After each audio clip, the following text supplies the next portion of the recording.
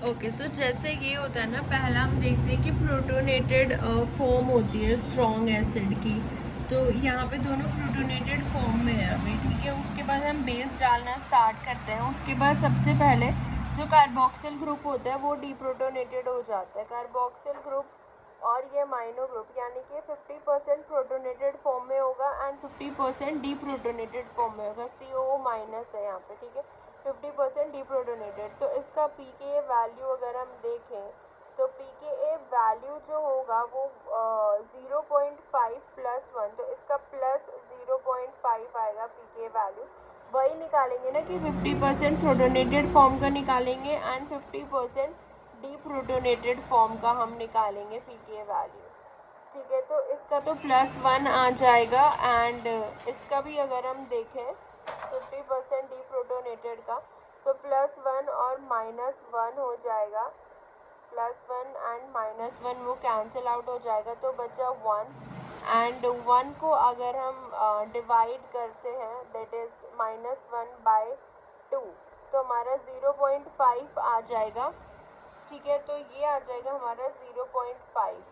इस तरीके से इसका जो ये होगा PI वैल्यू, हम नहीं, इसका हम pK जो निकाल रहे हैं वो 0.5 आ जाएगा pK1। उसके बाद हम और ज़्यादा बेस डालते हैं तो ये जो अमाइनो ग्रुप है ये डीप्रोटोनेटेड हो जाता है। फिर एक सिचुएशन आती है जहाँ पे कम्प्लीटली डीप्रोटोनेटेड हो जाएगा, फिर जो है 100% डीप्रोटोनेटेड हो जाएगा ये। तो यहाँ पे हमारा PI वैल्यू अगर हम देखें तो नेट चार्ज दोनों पे क्या होगा, 0 आ जाता है। +1 -1 नेट चार्ज 0 आ गया। उसके बाद हमारा क्या हो जाता है, pKa2 जो होता है NH3 का वो प्रोटोनेटेड होता है, ठीक है। और जब NH3 का pKa2 प्रोटोनेटेड होता है तो उस पे हमारा जो आता है वो आता है 0.5 हमारा आ जाएगा, ठीक है। PI वैल्यू जो है 0.5 आ जाएगा। उसके बाद हमारा 100% जो माइनो ग्रुप है वो डीप्रोटोनेटेड हो जाता है, तो -1 आ जाएगा। तो बस ऐसे ही चलता रहता है। बेस डालोगे आप, उस बेस के हिसाब से वैल्यूज़ आती रहती हैं, तो जिससे हम पता लगा लेते हैं।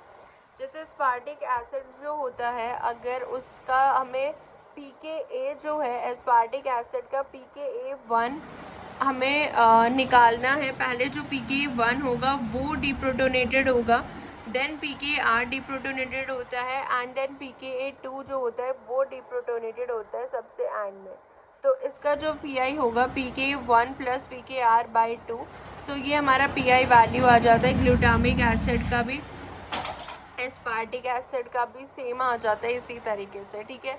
तो बेसिक का अगर हम देखें, बेसिक अमाइनो एसिड में आर्जिनिन और लाइजिन में तो यही होता है। पहले pKa1 जो है वो डीप्रोटोनेटेड होगा, फिर pKa2 होगा डीप्रोटोनेटेड 8.8 एंड देन pKr होता है एंड में, क्योंकि उसका वैल्यू ज़्यादा है pKr का। सो ये इसलिए, लेकिन फॉर्मूला सेम रहता है pK2 + pKr/2। हिस्टडीन का भी सेम रहता है। हिस्टडीन में बस याद रखना है पहले pK1 डीप्रोटोनेटेड होता है, उसके बाद pKr होगा 6 एंड देन pK2 होगा। इनमें pKr एंड में होता है आर्जिनिन और लाइजिन में, क्योंकि pKr की वैल्यू ज़्यादा होती है।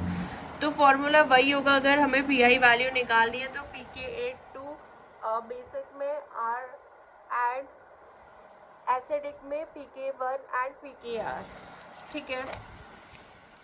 उसके बाद ये देखो कि जैसे ये एक क्वेश्चन आए थे कि ये हमें दे रखा है कि इनमें से कौन सा फॉर्म जो है वो एग्जिस्ट नहीं कर सकती। हमें पता है कि सबसे पहले जो होता है वो यही ये डीप्रोटोनेटेड होता है। तो ये प्रोटोनेटेड है एंड ये डीप्रोटोनेटेड है, तो पॉसिबल ही नहीं है ना, क्योंकि COH तो पहले ही प्रोटोनेटेड हो जाता है, तो ये वाला फॉर्म एग्जिस्ट ही नहीं करेगा। ये सारे दोनों प्रोटोनेटेड फॉर्म एग्जिस्ट कर सकते हैं, हाँ, शुरू में दोनों प्रोटोनेटेड में ही होता है। देन ये डीप्रोटोनेटेड एंड ये भी डीप्रोटोनेटेड एग्जिस्ट कर सकता है, हाँ, ये डीप्रोटोनेटेड ये प्रोटोनेटेड एग्जिस्ट करता है, हाँ, स्विट्जरलैंड। लेकिन ये प्रोटोनेटेड है कार्बोक्सिल ग्रुप एंड ये डीप्रोटोनेटेड, ये पॉसिबल ही नहीं हो सकता, क्योंकि अमाइनो ग्रुप जो है वो डीप्रोटोनेट होता है उस टाइम तक जो हमारा कार्बोक्सिल ग्रुप है वो भी डीप्रोटोनेट हो जाता है। तो ये वाला एक सिचुएशन याद रखना है। अब हम आ जाते हैं प्रोटीन के स्ट्रक्चर्स पे, ठीक है। आज हम प्रोटीन के स्ट्रक्चर्स कंप्लीट करते हैं जल्दी। हमारे पास primary, secondary, tertiary, quaternary structure होते हैं। प्राइमरी मतलब लीनियर चेन होती है अमाइनो एसिड की जिनमें पेप्टाइड बॉन्ड होते हैं। जैसे ये हमारे पास एक अमाइनो एसिड है, ये एक अमाइनो एसिड हो गया, ये एक अमाइनो एसिड हो गया, ठीक है। ये इनके बीच में कैसा बॉन्ड फॉर्म होता है, जो ये होता है COOH, इसके बीच में इसका OH एंड NH3 का जो H होता है यहाँ पे इसका H, इनके बीच में यहाँ पे ये जो H2 होता है ये यहाँ पे रिमूव हो जाएगा, डिहाइड्रेशन होगा, कंडेंसेशन रिएक्शन, एंड इसके C और इसके N के बीच में जो बॉन्ड फॉर्म होता है उसको हम बोलते हैं पेप्टाइड या अमाइड बॉन्ड बोलते हैं। एंड अब हम जो ये हमारे अमाइनो एसिड होते हैं इनको हम रेसिड्यू बोलेंगे और मोइटी बोलेंगे, क्योंकि इसमें से कुछ पोर्शन जो है वो रिलीज हो गया है। सो ये पेप्टाइड बॉन्ड होता है और अमाइड बॉन्ड होता है, इस तरीके से ये बनता है, कंडेंसेशन और डिहाइड्रेशन रिएक्शन होती है। डाईपेप्टाइड मतलब जो 2 अमाइनो एसिड से बना हो, ट्राईपेप्टाइड जो 3 अमाइनो एसिड से मिलके बना हुआ हो। अब हम प्राइमरी स्ट्रक्चर को अच्छे से देखते हैं। जैसे ये हमारा पूरा अमाइनो एसिड है, ठीक है, ये एक अमाइनो एसिड है, इसके C और ये दूसरे अमाइनो एसिड के N के बीच में बॉन्ड है। तो यहाँ पे ना हमें कुछ एंगल पढ़ने हैं। जो C अल्फा, जो हमारा अल्फा C होता है और N के बीच में जो एंगल होता है वो हमारा होता है, ठीक है, ये वाला जो हमारा होता है दैट इज फाई। C के बीच में साई होता है, ये याद रखना, C अल्फा और C के बीच में साई, तो C साई एंगल होता है C अल्फा और C के बीच में। देन C अल्फा और N के बीच में फाई होता है। एंड खाली अगर हम देखें C और N के बीच में क्या होता है, ओमेगा होता है यहाँ पे C और N के बीच में। एंड जो साइड चेन होती है, जो ब्रांचिंग में होती है C और H के बीच में, वहाँ पे हमारा काई हो जाता है साइड चेन रोटेशनल एंगल। तो ये सारे बैकबोन एंगल्स होते हैं, rotational angle, dihedral angle, torsion angle. So angle जो बैकबोन के बीच में होते हैं ये एंगल याद रखने हैं, फाई, साई, ओमेगा एंड काई। सो टू ब्रेक पेप्टाइड बॉन्ड हमें H2O चाहिए होगा, कॉल्ड हाइड्रोलिसिस, एनर्जी रिलीज होगी उस केस में। प्राइमरी स्ट्रक्चर जो है स्टेबलाइज होता है थ्रू पेप्टाइड और कोवेलेंट बॉन्ड, ये होता है पेप्टाइड बॉन्ड C और N के बीच में। लेकिन ये जो पेप्टाइड बॉन्ड होता है ना, इसमें अगर हम देखें, इस पे O पे पार्शियल नेगेटिव चार्ज होता है, H पे पार्शियल पॉजिटिव चार्ज होता है। सो O इज इलेक्ट्रोनेगेटिव, तो ये इलेक्ट्रॉन ले लेती है हाइड्रोजन से, is electronegative and become partially negative, and H जो है वो पॉजिटिव चार्ज हो जाता है, पार्शियल पॉजिटिव चार्ज हो जाता है। तो ये एक रेजोनेटिंग स्ट्रक्चर होता है। ये इस स्ट्रक्चर से इस स्ट्रक्चर में जो है they can change in their two structure. यहाँ पे ये जो है पार्शियल डबल बॉन्ड हमें शो होता है, पेप्टाइड बॉन्ड में डबल बॉन्ड इज शिफ्टेड। तो इस तरीके का जो है पार्शियल स्ट्रक्चर हमें रेजोनेटिंग स्ट्रक्चर देखने को मिलता है पेप्टाइड बॉन्ड में। अगर 2 strong 2 atoms have single bond, हाँ ये हम देखते हैं, तो 360 रोटेशन उसमें पॉसिबल होता है, 360 रोटेशन। लेकिन पेप्टाइड बॉन्ड की वजह से रोटेशन भी रिस्ट्रिक्टेड हो जाता है। Resonance partial double bond character होता है, रेजोनेंस होता है पेप्टाइड बॉन्ड में, partial double bond character, and then restriction भी हो जाता है रोटेशन का अराउंड द पेप्टाइड बॉन्ड में, रेस्ट्रिक्टेड हो जाएगा रोटेशन, जिसकी वजह से only few types of regular proteins हमें मिलते हैं, रेगुलर पैटर्न हमें मिलते हैं प्रोटीन्स में। और ये प्लानर होता है, sp2 हाइब्रिडाइजेशन होगा इसका, एंड ये क्या होगा, ट्राइगोनल प्लानर होगा, sp2 हाइब्रिडाइजेशन ट्राइगोनल प्लानर होगा। अगर हम ये देखें सेम साइड पे होता है, अगर ये सेम साइड पे होंगे जो ये H है, अगर ये सेम साइड पे होंगे ग्रुप्स, तो उसको हम बोलते हैं सिस, यानी कि वो अनस्टेबल होता है, हाई एनर्जी होगी। अगर ट्रांस होंगे, ट्रांस स्टेट में ही होते हैं मोस्टली पेप्टाइड बॉन्ड, एक इस साइड हो गया एक इस साइड हो गया, इस केस में एनर्जी जो है वो स्टेबल होती है, लो एनर्जी होती है। प्रोलीन सिस ट्रांस दोनों बना सकते हैं, लेकिन मोस्टली पेप्टाइड बॉन्ड जो है वो ट्रांस में ही एग्जिस्ट करते हैं, ठीक है। और ऑल दी जो सेकेंडरी स्ट्रक्चर होते हैं प्रोटीन्स के, उनको हम रेगुलर पैटर्न बोलते हैं, that is repetitive pattern. Average molecular weight amino acid का 110 डाल्टन होता है। Molecular weight base pair nucleic acid का अगर हम देखें 660 डाल्टन होता है। जैसे ये क्वेश्चन है, एग्जैक्ट मॉलिक्यूलर वेट निकालना है पेप्टाइड का, जी 75 है, ए का 89 है। तो इन सब में हम देखेंगे कि H2O सब में से निकल रहा है। तो मॉलिक्यूलर वेट जी हमारे पास कितने हैं, 4 है, तो 4 इंटू 75।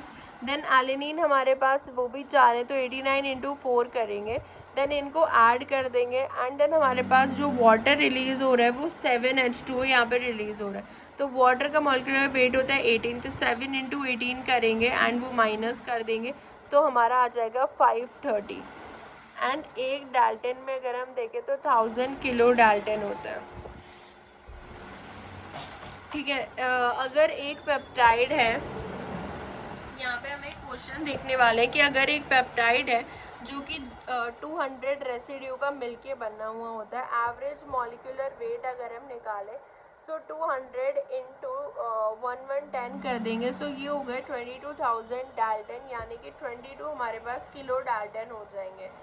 ठीक है, हाँ, एक डाल्टन में 1000 किलो डाल्टन होता है, ये हमने देख लिया है। बस इतना याद रखना कि एक डाल्टन में 1000 किलो डाल्टन होंगे।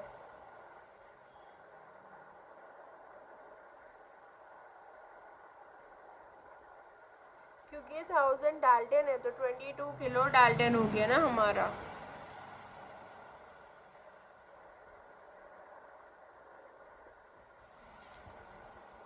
ठीक है, सो ये हो जाएगा यहाँ पे पेप्टाइड में 200 into 1110 molecular weight and 22,000 Dalton, यानी कि 22 किलो डाल्टन। तो हम यहाँ से देख सकते हैं कि हमारा 1 किलो डाल्टन में 1000 डाल्टन होते हैं। ये याद रखना है कि 1 किलो डाल्टन में कितने होते हैं, we have 1000 dalton. 1 kilo dalton is equal to 1000 dalton, और यानी कि 1000 डाल्टन 1 किलो डाल्टन के इक्वल होता है। ठीक है, so 1000 dalton and 1 kilo dalton के इक्वल होंगे, इससे 22 किलो डाल्टन हमारा आंसर आ जाएगा। अब हम आ जाते हैं सेकेंडरी स्ट्रक्चर में। सो सेकेंडरी स्ट्रक्चर जो होता है इसमें रेगुलर अरेंजमेंट होते हैं of near by residues in the form of repetitive structure through backbone hydrogen bonding. इसको हम बोल देते हैं सेकेंडरी स्ट्रक्चर। इसमें रिपीटेटिव स्ट्रक्चर देखने को मिलेंगे। साइड्स एंड इंटरैक्शन इसमें कोई रोल प्ले नहीं करता है सेकेंडरी स्ट्रक्चर में, और इसके अंदर भी इंट्रामोलिकुलर बैकबोन हाइड्रोजन बॉन्डिंग देगी जो सारे सेकेंडरी स्ट्रक्चर को स्टेबलाइज करती हैं, और intramolecular hydrogen bonding between backbone atoms और बैकबोन हाइड्रोजन बॉन्डिंग भी बोल सकते हैं। ठीक है, अल्फा हेलिक्स सबसे पहले आ जाता है हमारा सेकेंडरी स्ट्रक्चर में। अल्फा हेलिक्स जो होता है ना, ये एक स्प्रिंग की तरह आप इमेजिन करो। ठीक है, तो आपके पास कोई ऐसे स्प्रिंग है इस तरीके से, तो आप स्प्रिंग की तरह इमेजिन करो। वायर्स जो है उसके वो बैकबोन एटम से बने हुए होते हैं एंड साइड चेन, यानी कि आपने उस पर थॉर्न्स लगा दें आउटसाइड की तरफ। ठीक है, तो इस तरीके से होता है ये होते हैं जो ये वायर है पूरा, ये बैकबोन एटम्स का मिलके बना हुआ होता है, एंड जो साइड चेन है वो ऐसे निकली हुई होती है साइड से। ठीक है, तो अगर हम एक टर्न देखें इसका, अल्फा हेलिक्स का जो टर्न होता है, पिच होता है, एक टर्न और पिच में 5.4 एंगस्ट्रॉम होता है इसका डायमीटर। मतलब हम इसकी लेंथ देख सकते हैं कि कितना होता है, 5.4 एंगस्ट्रॉम होता है एक टर्न में हम बात कर रहे हैं, एंड 3.6 अमाइनो एसिड रेसिड्यू होता है इसमें। ठीक है, और जो हाइड्रोजन बॉन्ड हम देखते हैं वो हम देखते हैं जो ये होता है group C double bond O जो होता है of NH and NH amino group जो होता है N+4 रेसिड्यू का बिटवीन फर्स्ट एंड N+4, यानी कि फिफ्थ। फर्स्ट हम किसको बोलते हैं, एन को फर्स्ट बोलते हैं, तो फर्स्ट और फिफ्थ के बीच में ये हो जाता है हाइड्रोजन बॉन्ड। ठीक है, इस तरीके से हम हाइड्रोजन बॉन्ड देखते हैं कि ये एक अमाइनो एसिड है, इसका जो ये कार्बन है ये N हो गया, एंड देन N+4 यानी कि फिफ्थ कार्बन के बीच में ये होती है हाइड्रोजन बॉन्डिंग। ठीक है, तो ये हाइड्रोजन बॉन्डिंग देखी जाती है N और N+4 के बीच में। हाइड्रोजन बॉन्डिंग जो है वो प्रेजेंट होती है parallel to the helical axis के, ऐसे पैरेलल प्रेजेंट होगी हाइड्रोजन बॉन्डिंग। ठीक है, पैरेलल टू द एक्सिस। तो ये हमने देख लिया 5.4 एंगस्ट्रॉम इसका डायमीटर होता है, and then 3.6 amino acid residue होते हैं एक टन में। सो अगर हमें ये एक टर्न की बात करें तो एक रेसिड्यू में कितना होगा, खाली एक रेसिड्यू का अगर हम देखें, एक टर्न में 3.6 residue 5.4 angstrom and 360 degree rotation. एक रेसिड्यू में हो जाएगा 1.5 एंगस्ट्रॉम हो जाएगा, क्योंकि 3.6 रेसिड्यू में 5.4 एंगस्ट्रॉम है। तो अगर हमें एक रेसिड्यू को निकालना है तो 5.4 अपॉन 3.6 करेंगे तो हमारा 1.5 आ जाएगा। एक रेसिड्यू में 1.5 एंगस्ट्रॉम होता है डायमीटर एंड 100 डिग्री रोटेशन होता है। हाइड्रोजन बॉन्ड हो जाते हैं यहाँ पे n और 4 के बीच में, और हाइड्रोजन बॉन्ड अगर निकालने हो तो n-4 हम कर देंगे। n इज इक्वल टू हमारा नंबर ऑफ रेसिड्यूज हो जाते हैं, ठीक है। एन हमारा क्या हो जाता है, नंबर ऑफ रेसिड्यू कितने गिवन है, एंड इससे हम हाइड्रोजन बॉन्ड निकाल सकते हैं। तो ये था अल्फा हेलिक्स के बारे में। जैसे ये क्वेश्चन गिवन है कि 53 रेसिड्यू पेप्टाइड जो है वो हेलिकल कन्फर्मेशन में है। So what will be the properties, क्या होंगी इस हेलिक्स की लेंथ कितनी होगी। देखो 53 रेसिड्यू हमें गिवन है, हमें पता है कि एक रेसिड्यू की लेंथ 1.5 एंगस्ट्रॉम होती है। हमें 53 रेसिड्यू की निकालनी है तो 53 इंटू 1.5 इतने एंगस्ट्रॉम आ जाएगी लेंथ। उसके बाद हमें निकालने हैं टर्न्स। तो आपको पता है एक टर्न में कितने होते हैं, 3.6 रेसिड्यू का एक टर्न होता है। तो 53 रेसिड्यू का अगर हमें टर्न निकालना है तो 14.7 टर्न हो जाएंगे। और अगर हाइड्रोजन बॉन्ड n-4 तो 53 - 4 49। तो इस तरीके से हम ये सॉल्व कर सकते हैं। अगर अल्फा हेलिक्स की स्टेबिलिटी देखें तो एलिनिन और ग्लूटामेट जो होते हैं इनकी हाई डेंसिटी, मतलब इनका जो है हाई रोल होता है to occur in alpha helix, ठीक है। ये हाईली प्रेजेंट होते हैं अल्फा हेलिक्स में, एलिनिन एंड ग्लूटामेट। उसके बाद जो अल्फा प्रोलीन होता है, अल्फा हेलिक्स डिस्ट्रॉयर होता है। Proline is the alpha helix destroyer, ये मिडल में नहीं होना चाहिए। ग्लाइसिन भी लो अमाउंट में होना चाहिए। और हर एक फोर्थ रेसिड्यू जो होता है ना, फोर्थ रेसिड्यू जो होता है ये सेम चार्ज नहीं होना चाहिए। फोर्थ रेसिड्यू में या तो वो हाइड्रोफोबिक होने चाहिए या फिर उनमें ऑपोजिट चार्ज होना चाहिए, क्योंकि जब उनमें अट्रैक्शन होगा, सेम चार्ज होगा तो रिपेल करेंगे ना, जब अट्रैक्शन होगा तभी तो वो स्टेबलाइज होगा अल्फा हेलिक्स। और इसमें क्या होता है, presence of negatively charge residue होना चाहिए एन टर्मिनल पे, क्योंकि वो अट्रैक्ट करेगा। And positively charge residue at C terminal will make a helical dipole which will, जिससे अल्फा हेलिक्स जो है हमारा क्या हो जाएगा, स्टेबलाइज हो जाएगा। तो एक ये चीज़ हम ध्यान में रखते हैं, ठीक है, स्टेबिलिटी ऑफ अल्फा हेलिक्स में। अल्फा हेलिक्स जो होता है ये ट्रांस मेम्ब्रेन प्रोटीन्स में भी मिलता है। It is found in trans membrane protein and ये सेलुलर मेम्ब्रेन को स्पैन करता है। ड्यूरिंग डीनेचुरेशन जब होता है प्राइमरी स्ट्रक्चर तो ऐसा का ऐसा ही रहता है, लेकिन सेकेंडरी, टर्शरी और क्वाटरनरी स्ट्रक्चर जो होता है वो क्या हो जाता है, डीनेचर्ड हो जाता है। नॉर्मल प्रोटीन हम देखते हैं उनमें एल अमाइनो एसिड होते हैं जो एंटी क्लॉकवाइज मूव करते हैं, और वो सारे राइट हैंडेड अल्फा हेलिक्स बनाते हैं। अगर वो एंटी क्लॉकवाइज मूव कर रहे हैं तभी वो राइट हैंडेड अल्फा हेलिक्स बना सकते हैं, यानी कि clockwise. And D amino acid जो क्लॉकवाइज होते हैं वो लेफ्ट हैंडेड अल्फा हेलिक्स बनाते हैं, यानी कि एंटी क्लॉकवाइज, ठीक है। तभी पॉसिबल भी होगा, वरना अगर सेम डायरेक्शन में करेंगे तो स्टेरिक हिंड्रेंस जो है वो क्रिएट हो जाता है। एल अमाइनो एसिड जो होता है वो लेफ्ट हैंडेड नहीं बना सकता, क्योंकि उसमें स्टेरिक हिंड्रेंस क्रिएट हो जाएगा सेम डायरेक्शन में। Alpha helix integral membrane protein भी हो सकते हैं, ट्रांस मेम्ब्रेन प्रोटीन भी हो सकते हैं। मेजॉरिटी ट्रांस मेम्ब्रेन की अल्फा हेलिक्स ही होती है, जैसे GPCR जो कि 7 पास प्रोटीन है, ग्लाइकोफोरेन सिंगल पास प्रोटीन है, ये सब अल्फा हेलिक्स ही होते हैं। साइटोसोलिक साइड हो गया। अगर odd number of trans membrane domain है 1, 3, 5, 7 तो NNC ऑपोजिट साइड ही जाएगा। एंड अगर इवन नंबर है तो सेम साइड होगा, ठीक है। ऑड नंबर है 1, 3, 5, 7 तो ऑपोजिट साइड जाएगा। बीटा शीट बैरल प्रोटीन होते हैं, जैसे एक्वापोरिन हो गया, वो बीटा शीट होते हैं। जैसे ये क्वेश्चन है, विड्थ ऑफ द सेल की प्लाज्मा मेम्ब्रेन की विड्थ दे रखी है 30 angstrom. So what is the minimum number of amino acid हमको चाहिए टू फॉर्म अ GPCR। तो 30 एंगस्ट्रॉम जो है सेल की प्लाज्मा मेम्ब्रेन की ये विड्थ दे रखी है 30 एंगस्ट्रॉम। तो हमें पता है कि 5.4 एंगस्ट्रॉम में एक टन में 3.6 रेसिड्यू होते हैं, या हम ये भी ले सकते हैं कि 1.5 एंगस्ट्रॉम का एक रेसिड्यू होता है, तो 30 एंगस्ट्रॉम में अगर हम रेसिड्यू निकालें तो हमारे कितने 20 रेसिड्यू आए निकल के। और ये जो सेल मेम्ब्रेन से पास करता है, हमने देखा GPCR 7 टाइम करता है, सो 20 इंटू 7 140 रेसिड्यू आ जाएगा। इस तरीके से हम क्वेश्चन सॉल्व कर सकते हैं, ठीक है। और अगर कंटिन्यूस स्ट्रेच कहीं पे मिल रहा है ना, हाइड्रोफोबिक कंटिन्यूस प्रेजेंट है, तो वो इंटीग्रल मेम्ब्रेन प्रोटीन ही होता है अल्फा हेलिक्स। एक हम अल्फा हेलिक्स देखते हैं जिसको हम बोलते हैं 3/10 हेलिक्स। तो ये जो हमारा 3/10 हेलिक्स होता है ना, इसमें क्या होते हैं, 3 रेसिड्यू होते हैं पर turn, 10 atom, 3 residue and 10 atoms होते हैं एक टन में। हाइड्रोजन बॉन्डिंग N और N+3 के बीच में होती है, उसमें N और N+4 के बीच में थी। ये सेकेंड मोस्ट फाउंड हेलिक्स होता है नेचुरल प्रोटीन में, लेकिन ये टर्मिनल पे प्रेजेंट होता है। जैसे अल्फा हेलिक्स बीच में हो गया, तो ये यहाँ पे होगा 3/10 हेलिक्स, ठीक है। तो 3 से 5 रेसिड्यू जनरली इसके प्रेजेंट होते हैं। इसके हाइड्रोजन बॉन्डिंग N और N+3 के बीच में होती है। फिर एक पाई हेलिक्स होता है 4.4/18 हेलिक्स, 4.4 रेसिड्यू एंड 18 एटम होते हैं पर टन में। हाइड्रोजन बॉन्डिंग N+5 के बीच में होगी, ये बहुत रेयरली मिलता है, ये मिडल में प्रेजेंट होता है यहाँ पे अल्फा हेलिक्स।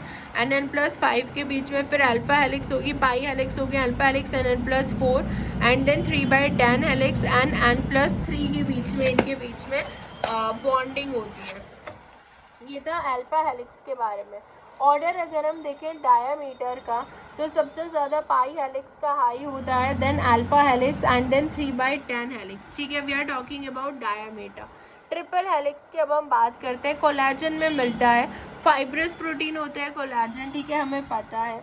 कोलाजन जो है इसका लीनियर स्ट्रक्चर होता है एंड ये वाटर में इनसॉल्युबल होता है। मोस्ट एबेंडेंट होता है कोलाजन इन कनेक्टिव टिश्यू।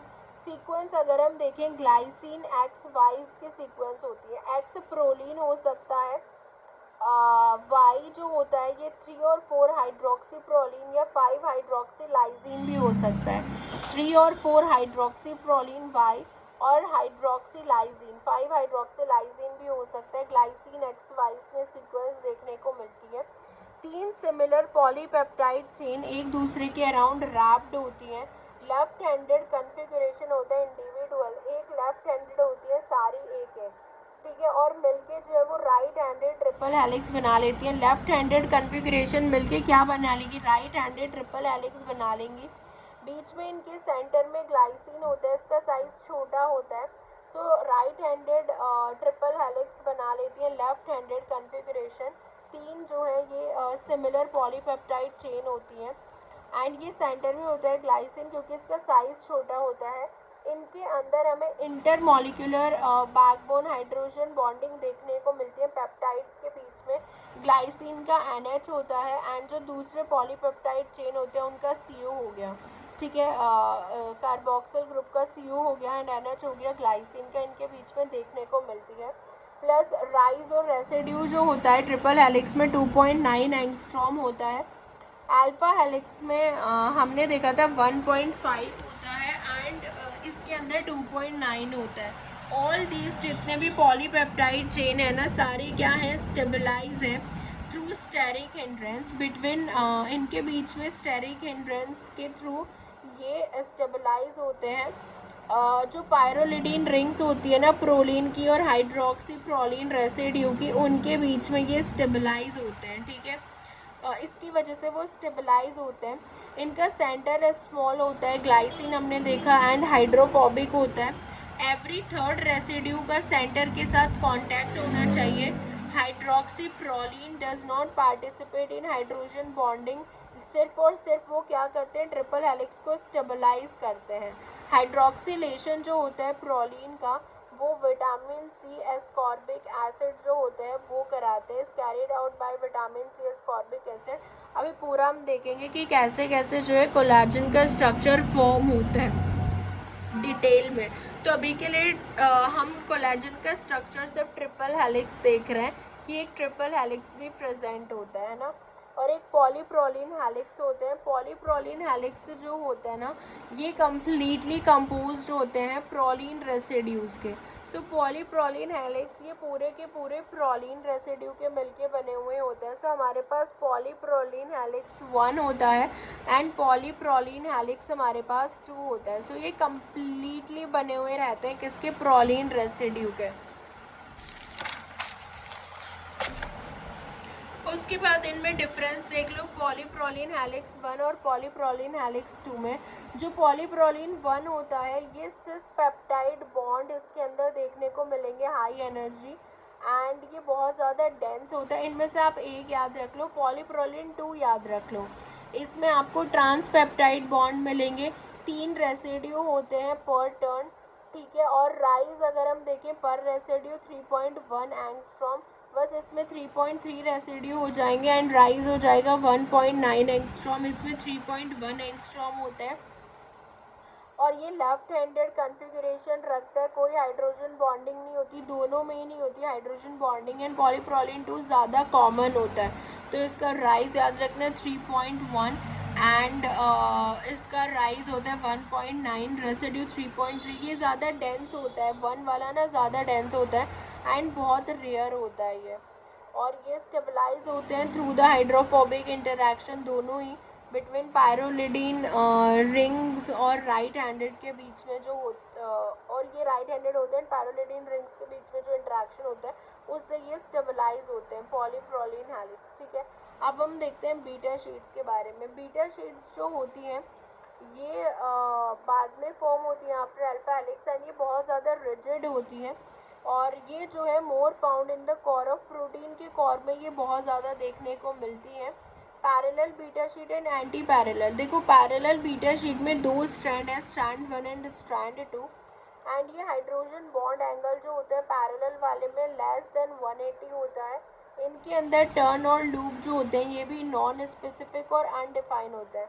अगर हम एंटी पैरेलल की बात करें इसमें हाइड्रोजन बॉन्ड जो होता है वो 180 डिग्री का होता है एंड टर्न भी इसमें बीटा टर्न स्पेसिफिक टर्न होते हैं और डिफाइन टर्न इसको बोलते हैं.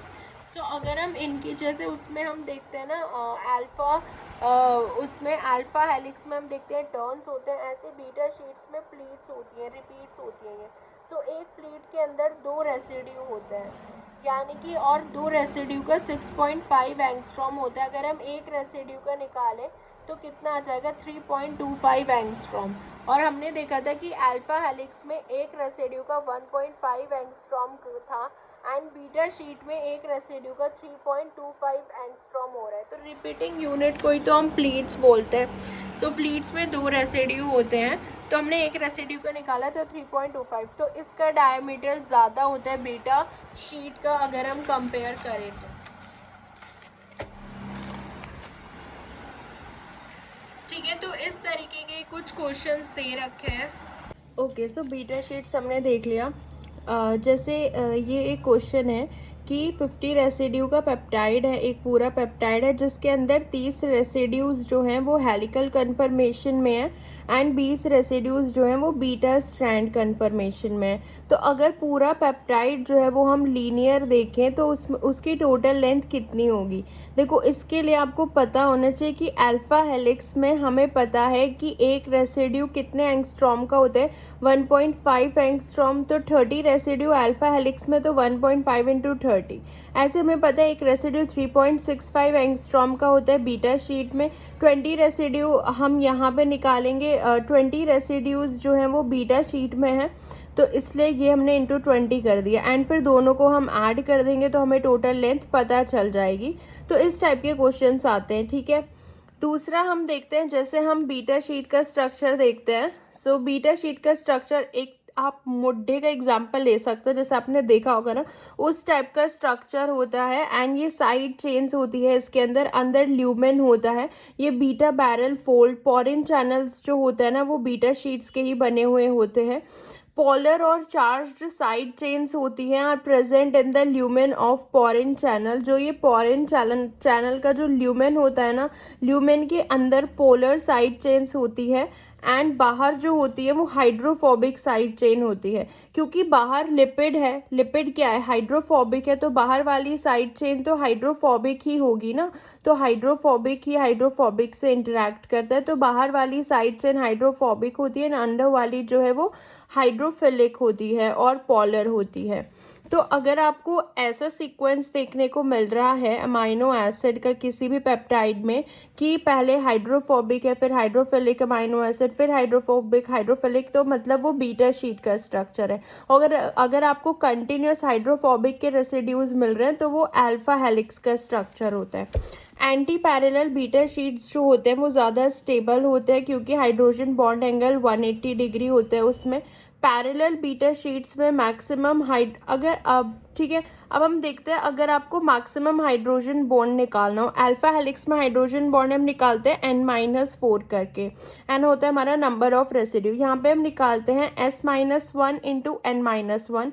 s होता है नंबर ऑफ स्ट्रैंड्स कितने हैं, एंड n होता है नंबर ऑफ रेसिड्यूज कितने हैं एक स्ट्रैंड में।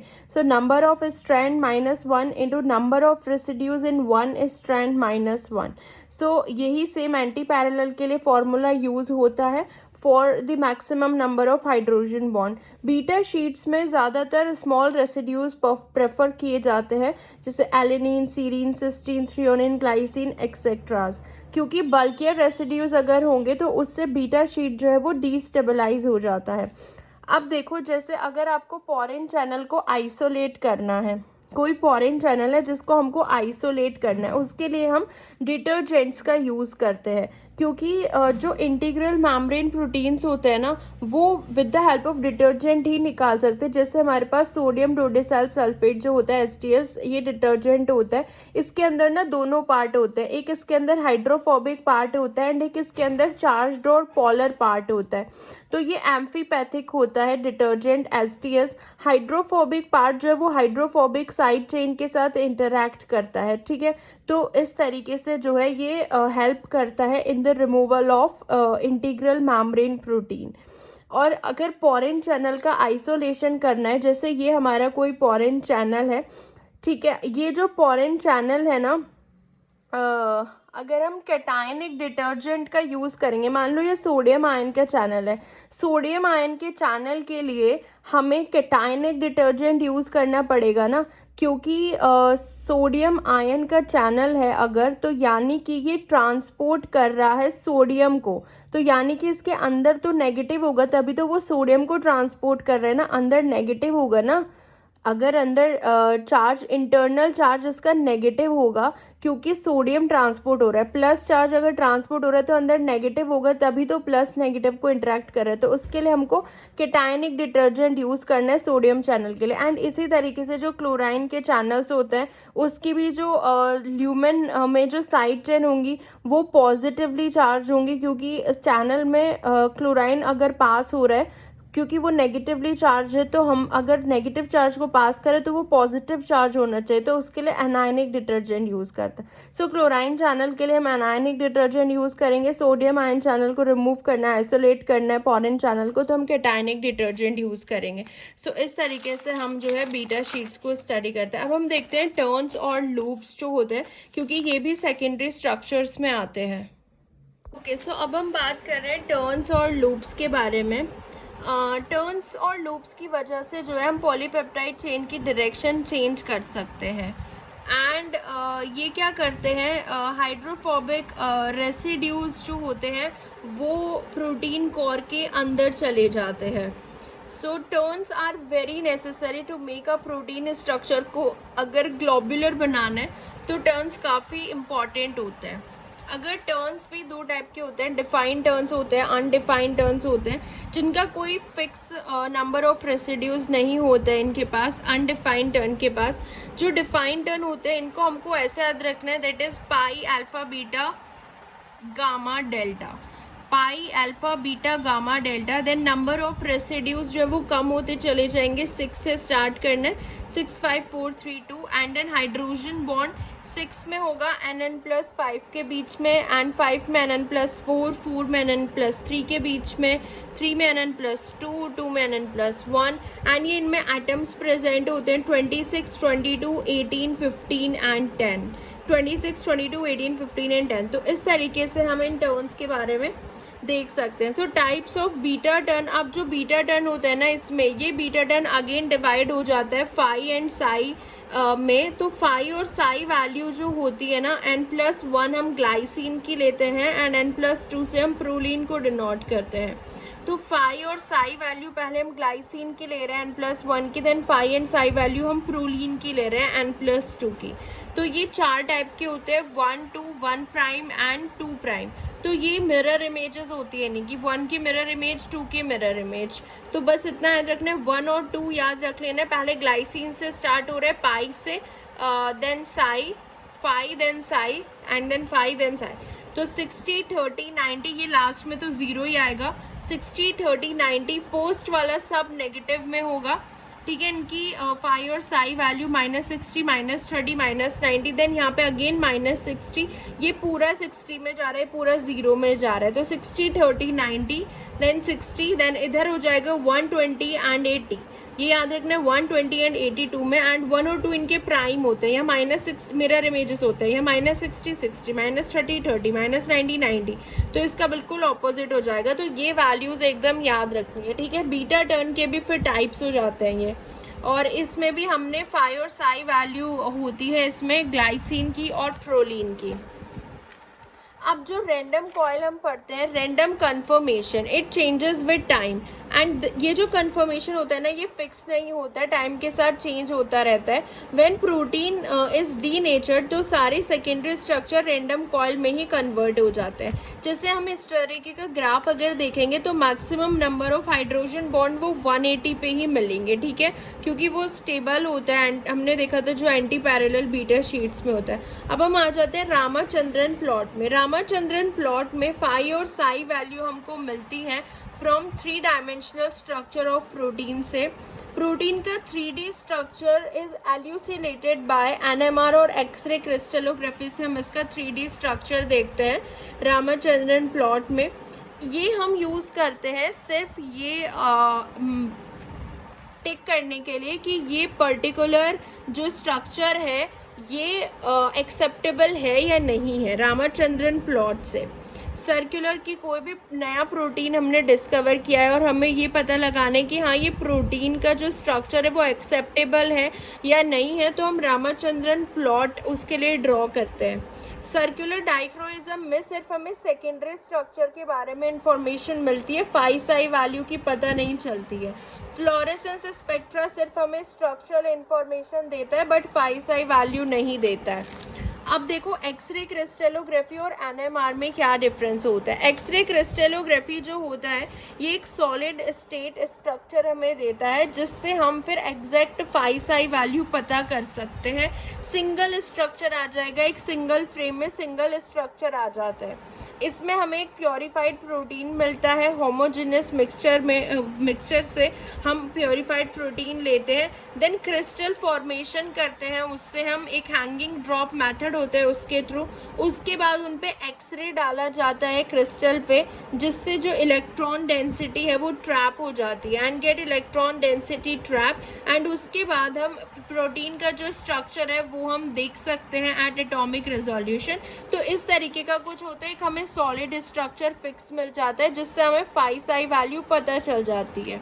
अगर हम एनएमआर की बात कर रहे हैं, एनएमआर सोल्यूशन में क्या होता है, स्ट्रक्चर इज ऑब्टेन, प्रोटीन जो होता है वो डायनामिक मूवमेंट शो करता है, यानी कि एक एवरेज स्ट्रक्चर हमको इसमें मिलता है एनएमआर में। प्रोटीन क्या करता है, वो एक डायनामिक मूवमेंट शो करता है। मल्टीपल फ्रेम्स हमें इसमें मिलते हैं जिनको हम ज्वाइन करके एक एवरेज स्ट्रक्चर बनाते हैं। इसमें भी प्योरीफाइड प्रोटीन होता है लेकिन इसमें कोई क्रिस्टल फॉर्मेशन नहीं होती है। डायरेक्टली हम मेजर कर सकते हैं 2D स्पेक्ट्रा को in the form of NOESY and COSY. ये जो होता है न्यूक्लियर ओवरहाउसर इफेक्ट स्पेक्ट्रोस्कोपी, ये इसी के अंदर होता है, एंड कोरिलेशन स्पेक्ट्रोस्कोपी एनएमआर के अंदर ही आते हैं ये। सो डायरेक्टली मेजर कर सकते हैं हम 2D स्पेक्ट्रा को, एंड उसके बाद हमें कोऑर्डिनेट्स मिलते हैं एटम्स के और फिर हम प्रोटीन का स्ट्रक्चर ड्रॉ करते हैं। यानी कि इसमें तो हमें एक एवरेज स्ट्रक्चर ड्रॉ करना पड़ रहा है बट एक्सरे क्रिस्टलोग्राफी में हमें सिंगल स्ट्रक्चर जो होता है वो ऑब्टेन हो जाता है। लेकिन अगर आपको डायनामिक स्ट्रक्चर स्ट्रक्चर की स्टडी करनी है तो उसके लिए NMR इज़ द बेस्ट। इसका हाई रेजोल्यूशन होता है एक्सरे क्रिस्टलोग्राफी का, and structure of any protein can be elucidated. Crystallization होता है जिसमें हम वाटर को रिमूव करते हैं, इसमें हम प्रोटीन डायनामिक्स या डीनेचरेशन नहीं स्टडी कर सकते। NMR जो होता है इसका रेजोल्यूशन कम होता है, ओनली स्ट्रक्चर ऑफ पेप्टाइड और स्मॉल प्रोटीन्स हम बता सकते हैं, इसमें हम किसी भी प्रोटीन का बता सकते हैं। प्रोटीन डायनामिक्स हम स्टडी कर सकते हैं, प्रोटीन डीनेचुरेशन भी हम स्टडी कर सकते हैं।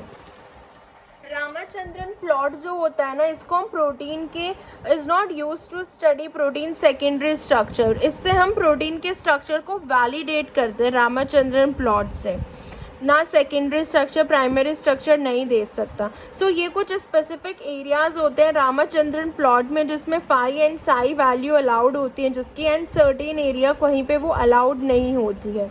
तो ये जो एक्स एक्सेस पे होता है फाई वैल्यू पहले हम लेते हैं, एंड वाई एक्सेस पे हम साई वैल्यू लेते हैं। तो यहाँ पे वाई एक्सेस पे हम क्या ले रहे हैं, साई ले रहे हैं, एंड एक्स एक्सिस पे हम फाई ले रहे हैं, ठीक है। तो यहाँ पे दोनों नेगेटिव होते हैं इस वाले क्वाड्रेंट में, इस वाले क्वाड्रेंट में दोनों पॉजिटिव हो जाएंगे, एंड यहाँ पे हम जा रहे हैं ऊपर साई में, तो साई पॉजिटिव होगा, फाई नेगेटिव, यहाँ पे उल्टा हो जाएगा इसका। तो देखो राइट हैंडेड अल्फा हेलिक्स भी यही होता है, देन जो 3/10 अल्फा हेलिक्स है वो भी यही होता है, right handed alpha helix 3/10 helix, and यहाँ पे होता है हमारा बीटा शीट्स भी यही हैं, एंटी पैरेलल बीटा शीट्स, ये ट्रिपल हेलिक्स सबसे ऊपर यहाँ मिलेगा। 3/10 helix, right handed alpha helix and pi helix भी यही होता है इसी वाले क्वाड्रेंट में। पैरेलल बीटा शीट्स यहाँ होती है, एंटी पैरेलल बीटा शीट्स और ऊपर होंगी। देन यहाँ पे ट्रिपल हेलिक्स होता है, बीटा टर्न होता है, एंड इस साइड लेफ्ट हैंडेड, इसके 180 डिग्री अगर हम जाएंगे तो इधर लेफ्ट हैंडेड अल्फा हेलिक्स होगा, डी अमाइनो एसिड का जो बना हुआ होगा, इधर beta sheet and triple helix होंगे जो डी अमाइनो एसिड के बने हुए होंगे।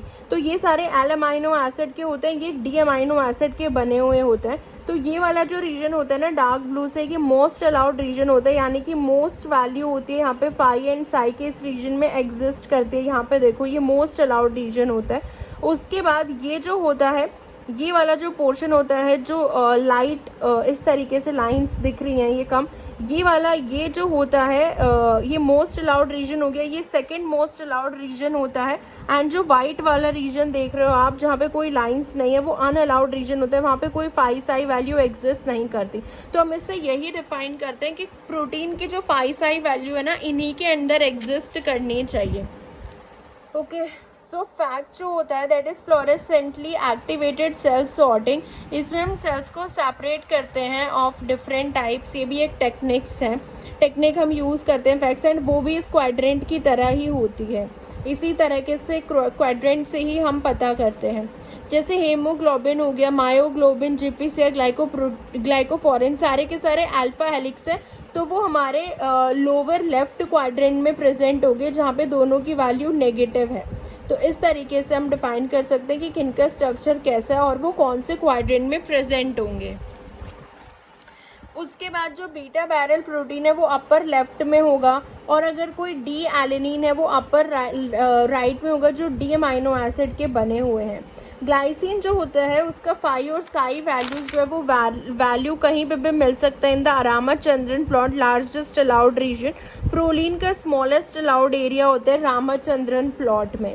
Majority of phi and psi value of D amino acid जो है वो राइट साइड क्वाड्रेंट में मिलेंगे, एंड एल अमाइनो एसिड के लेफ्ट साइड क्वाड्रेंट में मिलेंगे। अगर कोई अननोन अमाइनो एसिड शो होता है 50% phi psi value left side है, 50% राइट साइड है, यानी कि वो नॉन स्टैंडर्ड अमाइनो एसिड है। हाँ, अगर एक्सपेरिमेंटल कंडीशन सेम है ना तो सर्कुलर डाइक्रोइज्म का डाटा वो एक्सरे का डाटा से मैच करेगा रामाचंद्रन प्लॉट पे, लेकिन अगर आप अलग एक्सपेरिमेंटल कंडीशन देते हो तो डाटा भी अलग हो सकता है। तो ये सब की वैल्यूज़ जो है ये याद करनी है। जैसे राइट हैंडेड अल्फा हेलिक्स जो होता है फाई एंड साई वैल्यू ऐसे -57 -47, लेफ्ट हैंडेड अल्फा हेलिक्स तो 57 47, then 3/10 helix and pi helix ये भी दोनों माइनस माइनस क्वाड्रेंट में होते हैं 49 26, एंड पाई हेलिक्स होता है 55 एंड 70। ऐसे ही पॉलीप्रोलिन हेलिक्स 2 एंड पॉलीप्रोलिन हेलिक्स 1 ये होते हैं माइनस प्लस, यानी कि जहाँ पे फाई की वैल्यू नेगेटिव होती है एंड साई की वैल्यू प्लस होती है। ओके तो ये होते हैं अपर लेफ्ट क्वाड्रेंट में होते हैं polyproline helix 1 and 2, 75 150 75 160। Parallel beta sheet 119 113 minus plus, क्योंकि अपर लेफ्ट क्वाड्रेंट में ऐसे anti parallel beta sheet 139 135 and ऐसे हमारा हो जाते हैं रैंडम कॉइल्स जो होती हैं, रैंडम कॉइल्स इनका हो जाता है -80 प्लस 180 एंड ट्रिपल हेलिक्स का होता है -51 एंड प्लस 150। ये होता है ट्रिपल हेलिक्स का। तो ये जो वैल्यूज़ हैं ये याद रखनी है इसमें रामाचंद्रन प्लॉट में, क्योंकि right handed alpha helix 3/10 helix और पाई हेलिक्स तीनों माइनस माइनस वाले क्वाड्रेंट में होते हैं, उसके बाद सारे माइनस प्लस वाले क्वाड्रेंट में हैं। अब हम देखते हैं जो सुपर सेकेंडरी स्ट्रक्चर होते हैं और मोटिव्स होते हैं, इनमें क्या डिफरेंस होता है। देखो मोटिव जो होते हैं ना, ये जो होते हैं डोमेन से छोटे होते हैं मोटिव, ये स्ट्रक्चरली और फंक्शनली जो है इंडिपेंडेंट नहीं होते हैं। यानी कि अगर हम इनको अलग कर दें, इनके स्ट्रक्चर को सेपरेट कर दें प्रोटीन से, तो इनका अपना कोई फंक्शन नहीं है, अपना कोई इनका स्ट्रक्चर ही नहीं है। अगर ये प्रोटीन के साथ प्रेजेंट है तब इनका स्ट्रक्चर है, फंक्शन है, वरना इनका कोई अपना फंक्शन नहीं है, इंडिपेंडेंट नहीं है मोटिव। तो और जो डोमेन होते हैं ये मोटिव से बड़े होते हैं एंड ये स्ट्रक्चरली और फंक्शनली इंडिपेंडेंट होते हैं। अगर आप इनको रिमूव कर दोगे ना प्रोटीन से, ये तब भी अपना स्ट्रक्चर और फंक्शन परफॉर्म करते हैं, तो ये इंडिपेंडेंट नहीं होते हैं। मोटिव जैसे ए हेयर पिन, बी में हेयर पिन मोटिव हो गया, ग्रीक की मोटिव हो गया, हेलिक्स टर्न्स मोटिव हो गया। सो इसमें बहुत सारे मल्टीपल सेकेंडरी स्ट्रक्चर मिल जाते हैं। ऐसे अगर हम डोमेन्स की बात करें, सो डोमेन 1 एंड जैसे ये अगर हम इसमें देखें, हमारे पास ये 2 डोमेन इसमें दिए गए हैं, ठीक है, डोमेन 1 एंड डोमेन 2, एंड हर एक डोमेन का अपना अलग फंक्शन है। तो मल्टी डोमेन प्रोटीन है, अलग अलग फंक्शन होगा। अगर हम इनको सेपरेट कर दें, इनके स्ट्रक्चर और फंक्शन तो इंटैक्ट रहेगा। तो डोमेन को हम प्योरीफाई करते हैं और फिर हम इनको कंजर्व कर लेते हैं, और हम दोनों डोमेन को मिला के कुछ नया फंक्शन भी बना सकते हैं।